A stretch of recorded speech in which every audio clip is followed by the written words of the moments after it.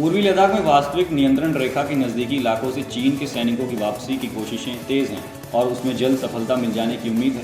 दोनों देशों के बीच तनाव खत्म करने के लिए सीमा पर शांति और स्थिरता बनाए रखना जरूरी है। ये बात शुक्रवार को विदेश मंत्रालय के प्रवक्ता अरिंदम बागची ने कही। प्रवक्ता ने बताया कि सैनिकों की वापसी के मसले पर दोनों देशों के सैन्य अधिकारी और राजनयिक एलसी पर अप्रैल 2020 की स्थिति कायम करने पर वार्ता कर रहे हैं।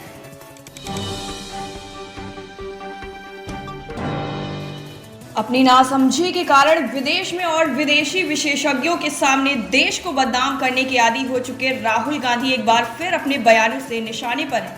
अब कांग्रेस के पूर्व अध्यक्ष ने भारत की वर्तमान स्थिति पर अमेरिका की खामोशी पर सवाल उठाया है। पूर्व अमेरिकी विदेश मंत्री और हार्वर्ड यूनिवर्सिटी की प्रोफेसर निकोलस बर्न्स के साथ ऑनलाइन इंटरव्यू में उन्होंने कहा कि भाजपा ने देश की सभी संस्थाओं पर कब्जा कर लिया है। अगर अमेरिका लोकतंत्र के सिद्धांतों में यकीन करता है तो वो आखिर चुप क्यों है? राहुल गांधी ने बर्न्स के साथ बातचीत में विदेश नीति से लेकर घरेलू राजनीति, चीन के साथ तनाव और किसान आंदोलन पर अपने विचार व्यक्त किए। प्रधानमंत्री नरेंद्र मोदी असम के चुनावी दौरे पर तमुलपुर पहुंचे हैं।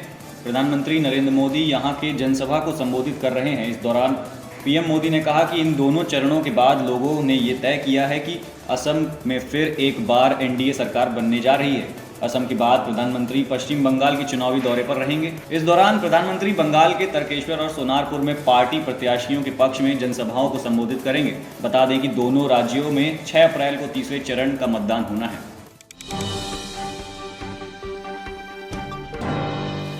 उत्तर प्रदेश की योगी आदित्यनाथ सरकार ने शनिवार को सीबीडीआईडी में शीर्ष स्तर पर बड़ा फेरबदल किया है। आपको बता दें कि शीर्ष स्तर पर इस फेरबदल से पुलिस महकमे में खलबली मच गई है। सीबीडीआई के डीजी और एडीजी को पद से हटाकर प्रतीक्षा सूची में रख दिया गया है। उत्तर प्रदेश में शनिवार को 4 वरिष्ठ आईपीएस अधिकारियों का तबादला किया गया है। इसके साथ ही केंद्र सरकार की प्रतिनियुक्ति से वापस लौटे आरके स्वर्णकार को एडीजी सीबीडीआई के पद पर तैनात किया गया है। इसके साथ ही सीबीडीआईडी के डीजी का अतिरिक्त कार्यभार वीपी रामा शास्त्री को सौंपा गया है। पीवी रामा शास्त्री प्रदेश में डीजी सतर्कता के पद पर तैनात है। इसके साथ ही सीबीडीआईडी के डीजी का अतिरिक्त कार्यभार पीवी रामा शास्त्री को सौंपा गया है। पीवी रामा शास्त्री प्रदेश में डीजी सतर्कता के पद पर तैनात है।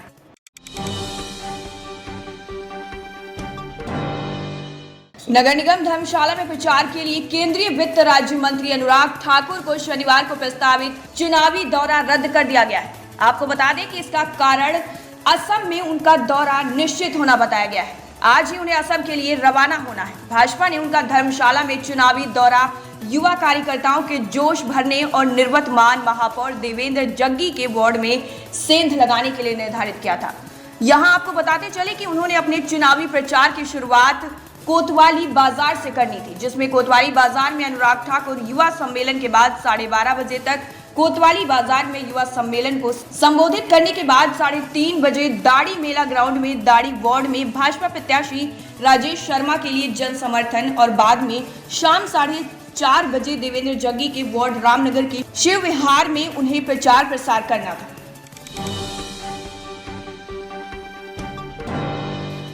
उत्तर प्रदेश में गांव की सरकार चुने जाने की प्रक्रिया शुरू हो चुकी है। पहले चरण का मतदान 15 अप्रैल को होगा, जिसके लिए नामांकन पत्र खरीदने वाले 18 जिलों के प्रत्याशी शनिवार से अपना नामांकन दाखिल करेंगे। कोविड प्रोटोकॉल के साथ नामांकन प्रक्रिया 2 दिन यानी रविवार तक चलेगी। सभी 18 जिलों में ग्राम प्रधान तथा जिला पंचायत सदस्य सुबह 8 बजे से अपना नामांकन पत्र दाखिल कर सकेंगे। नामांकन शाम 5 बजे तक चलेगा।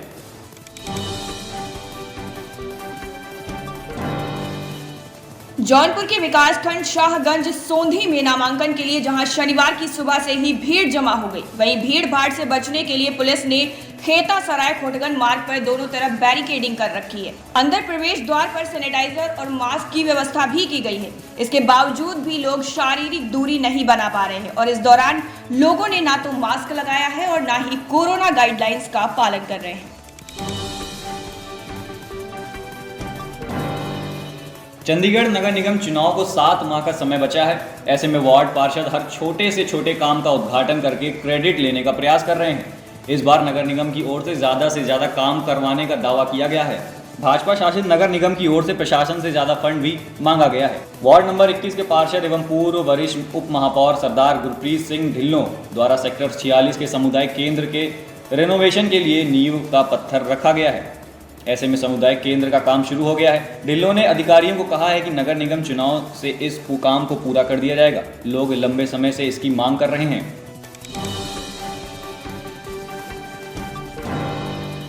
भिवाड़ी के ततारपुर चौराहे के पास शुक्रवार को संयुक्त किसान मोर्चा के अग्रणी नेताओं में शुमार राकेश टिकैत पर हमले को लेकर राजनीति एक बार फिर से गर्मा गई है। भारतीय किसान यूनियन के नेता राकेश टिकैत ने हमले को लेकर कहा है कि इसके लिए केंद्र सरकार जिम्मेदार है और कौन हो सकता है।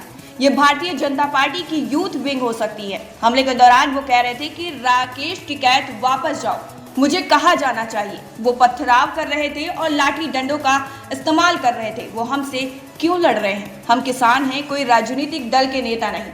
इसके साथ ही भाकियू नेता राकेश टिकैत ने कहा है कि हम 2 दिन के लिए गुजरात जा रहे हैं। ये बहुत ही संवेदनशील क्षेत्र है, ऐसे में हमारे किसानों को सावधान रहना चाहिए।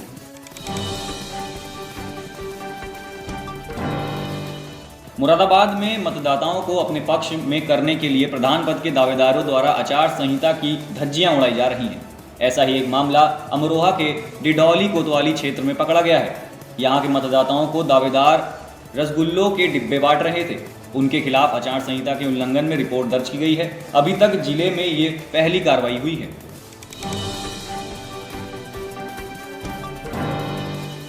बंगाल के विधानसभा चुनाव को लेकर बेहद ही गंभीर भारतीय जनता पार्टी वहां पर 2 चरण के मतदान के बाद भी हर मोर्चे पर पूरा जोर लगा रही है।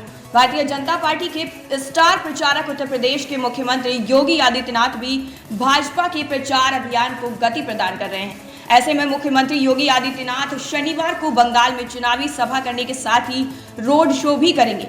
भाजपा के कट्टर हिंदुत्व छवि वाले नेता योगी आदित्यनाथ का बंगाल में रविवार और सोमवार को भी प्रचार अभियान में कार्यक्रम होने की संभावना है।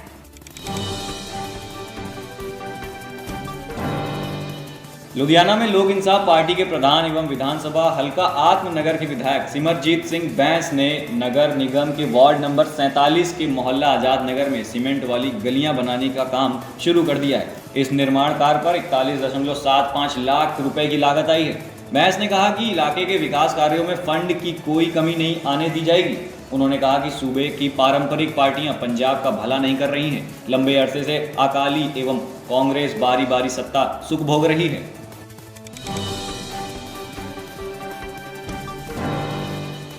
पश्चिम बंगाल के विधानसभा चुनाव को लेकर प्रचार के दौरान मुख्यमंत्री ममता बनर्जी बाहरी गुंडों को बुलाने का मुद्दा उठा रही है। नंदीग्राम में बंगाल में बिहार और उत्तर प्रदेश से आए गुंडों द्वारा गड़बड़ी की कोशिश करने वाले विवादित बयान पर बिहार विधानसभा के नेता प्रतिपक्ष तेजस्वी यादव चुप हैं।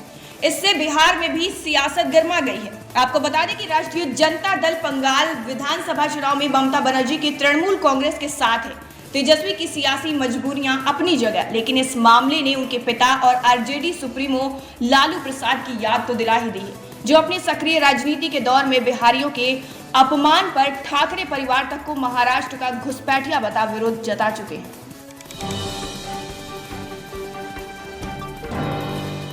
कृषि सुधार कानूनों के विरोध में एक तरफ किसानों का आंदोलन जारी है, वहीं किसान संगठन लगातार भारतीय जनता पार्टी के नेताओं का विरोध कर रहे हैं। ये सिलसिला थमने का नाम नहीं ले रहा है। भाजपा के वरिष्ठ नेता राज्यसभा सांसद एवं पूर्व प्रदेश अध्यक्ष श्वेत मलिक का शुक्रवार को उनके लुधियाना पहुंचने से पहले लाडोवाल टोल प्लाजा पर किसानों ने काली झंडियां दिखाकर विरोध किया।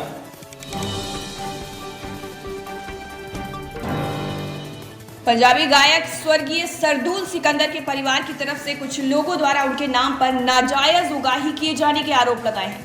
आपको बता दें कि हालांकि परिवार की तरफ से फिलहाल उन लोगों के नामों का राजफाश नहीं किया गया है, लेकिन पत्नी अमर नूरी ने कहा है कि अगर वो लोग ऐसी हरकतों से बाज नहीं आए तो जल्द ही उनकी पहचान भी मीडिया और समाज के सामने रखी जाएगी। अमर नूरी और उनके बेटों अलाप सिकंदर और सारंग सिकंदर ने अपने आवास पर शुक्रवार की शाम को प्रेस कॉन्फ्रेंस में ये बातें कही।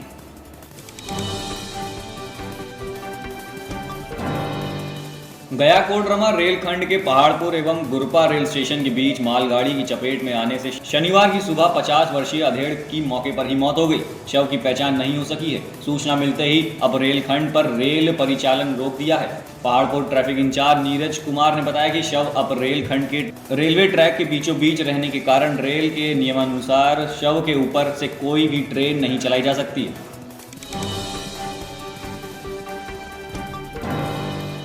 दक्षिण कश्मीर के जिला शोपिया में सिडो और हीरपोरा के बीच पड़ने वाले जंगलों, जिसे चूर की गली के नाम से भी जाना जाता है, जिसमें सुरक्षा बलों और आतंकवादियों के बीच मुठभेड़ चल रही है। पुलिस का दावा है कि सेना और सीआरपीएफ के संयुक्त दल ने यहां 4 से 5 आतंकवादियों की घेराबंदी कर रखी है। दोनों ओर से गोलीबारी अभी भी जारी है। जंगल घना होने की वजह से अभी तक आतंकवादियों को पूरी तरह से घेरा नहीं जा सका है। उनके घेरने के लिए अतिरिक्त सुरक्षा बलों को भी बुलाया गया है।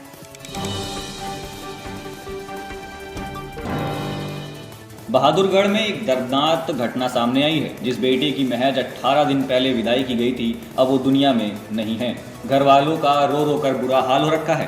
प्रियंका सेक्टर 7 बहादुरगढ़ की रहने वाली थी। 15 मार्च को शादी रेवाड़ी में हुई थी। प्रियंका का पति बेंगलुरु में एक्साइज इंस्पेक्टर के पद पर तैनात है।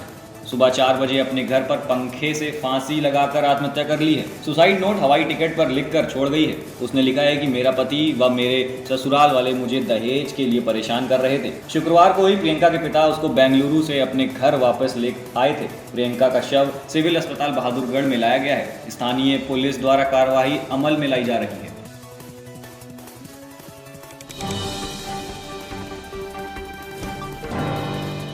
हल्द्वानी में स्मैक के अवैध कारोबार के लिए बदनाम राजपुरा क्षेत्र में पुलिस ने सख्ती दिखानी शुरू कर दी है, जिसमें 3 अप्रैल की तड़के ही 20 लोगों को पुलिस ने मोहल्ले से सीधा कोतवाली भेज दिया है। पुलिस का कहना है कि स्मैक पर अंकुश लगाने के लिए ये संदिग्ध लोगों की काउंसलिंग है।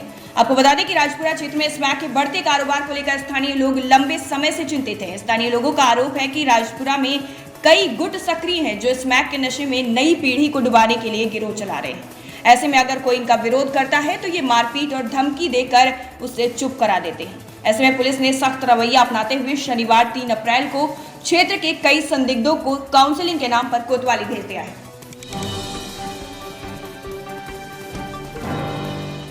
₹1 करोड़ की ठगी के मामले में फरार आरोपित मोहम्मद नसीम को देवघर पुलिस ने बुधवार की रात जमुई से गिरफ्तार किया है। वो नगर थाना क्षेत्र के हिरणा मोहल्ले का रहने वाला है। उसने कोऑपरेटिव व अन्य बैंकों का फर्जी एजेंट बनकर देवघर में 42 लोगों को ठग लिया है।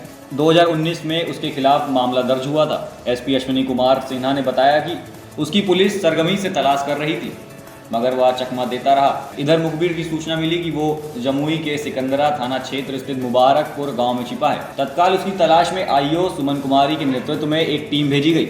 जमुई पुलिस की मदद से उसे गिरफ्तार कर लिया गया। हालांकि छापेमारी के दौरान पुलिस को काफी परेशानी झेलनी पड़ी। कई महिलाएं पुलिस के विरोध में उतर आई। काफी मशक्कत के बाद पुलिस ने उसे पकड़ा और देवघर लाई।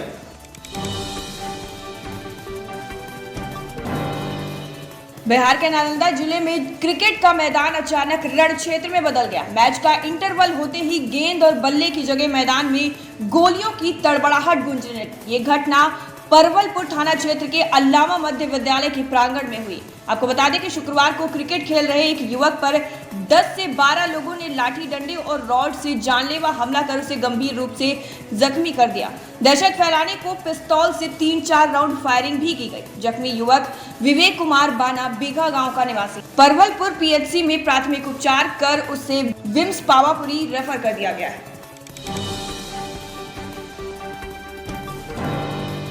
बरेली के बंदायूं में शराब के चलते 3 लोगों की मौत के बाद शुक्रवार को पूरे जिले की पुलिस अवैध शराब के खिलाफ अभियान में जुट गई है। हैरत की बात ये सामने आई है कि एक थाने में सर्वाधिक 80 लीटर अवैध शराब पुलिस बरामद कर पाई है। ये बात यहीं खत्म नहीं हुई। 18 थानों की पुलिस ने मिलकर अवैध शराब के काम में लिप्त 51 आरोपियों को गिरफ्तार किया है। 49 मुकदमे दर्ज हुए हैं और शराब बरामद हुई महज 640 लीटर। राजपुरा के थाना सदर राजपुरा के गांव जनसुआ में झगड़े की सूचना मिलने के बाद मौके पर पहुंची पुलिस पार्टी पर एक गुट ने हमला कर दिया। आपको बता दें कि शराब के नशे में धुत लोगों ने पुलिस पार्टी से मारपीट शुरू कर दी। तो इन आरोपितों की पत्नियों ने भी मारपीट करना शुरू कर दिया। आरोपितों ने एएसआई जगदेव सिंह की वर्दी भी फाड़ दी और एएसआई हरनेक सिंह हमले में जख्मी हो गए। यही नहीं, हमलावरों ने एएसआई जगदेव सिंह की गाड़ी का शीशा भी तोड़ दिया। 31 मार्च रात 9:30 बजे हुई इस घटना के बारे में कंट्रोल रूम को सूचना दी गई तो अन्य मुलाजिम तुरंत मौके पर पहुंचे, जिसके बाद 12 लोगों के खिलाफ केस दर्ज करते हुए दंपति सहित 3 लोगों को गिरफ्तार कर लिया गया है। इंडस्ट्री में कई बार एक ही नाम होने से फैंस काफ़ी कंफ्यूजन में रहते हैं। फैंस के बीच कुछ ऐसी ही कंफ्यूजन हाल ही में देखने को मिली है, जब एक्टर एजाज खान को एनसीबी ने ड्रग्स मामले में गिरफ्तार किया। गिरफ्तार तो हुए लकीर का फकीर और या रब जैसी फिल्मों में काम कर चुके एजाज, लेकिन इसकी बिग बॉस 14 के कंटेस्टेंट एजाज खान को काफ़ी दिक्कतों का सामना करना पड़ रहा है। दरअसल दोनों का नाम एक होने के वजह से लोग बिग बॉस फेम एजाज को लेकर समझ बैठे हैं। उन्हें ड्रग्स मामले में गिरफ्तार कर लिया गया है। इसी कंफ्यूजन को दूर करने के लिए अब Bigg Boss contestant Eijaz Khan ने फैंस के बीच एक पोस्ट शेयर किया है।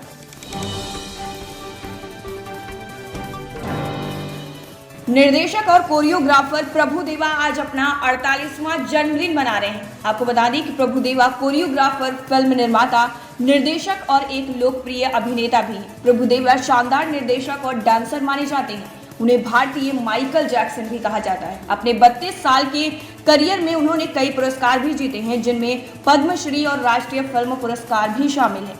प्रभुदेवा की व्यक्तिगत जीवन के बारे में बहुत ही कम लोगों के बारे में पता है। प्रभुदेवा के व्यक्तिगत जीवन के बारे में बहुत ही कम लोगों को पता है। आपको बता दें कि प्रभुदेवा ने लव मैरिज की थी। उन्होंने रामलत से शादी की थी, जिन्होंने शादी के बाद अपना नाम बदलकर लता रख लिया था। हालांकि 16 साल चली शादी अब खत्म हो चुकी है। प्रभुदेवा और लता के 3 बच्चे थे। हालांकि उनके बेटे की 2008 में कैंसर से मृत्यु हो गई थी। प्रभुदेवा शादी के बाद एक बार फिर से नयनतारा को दिल दे बैठे थे। दोनों का 3 साल रिश्ता भी चला था। हालांकि फिर उनका भी ब्रेकअप हो गया।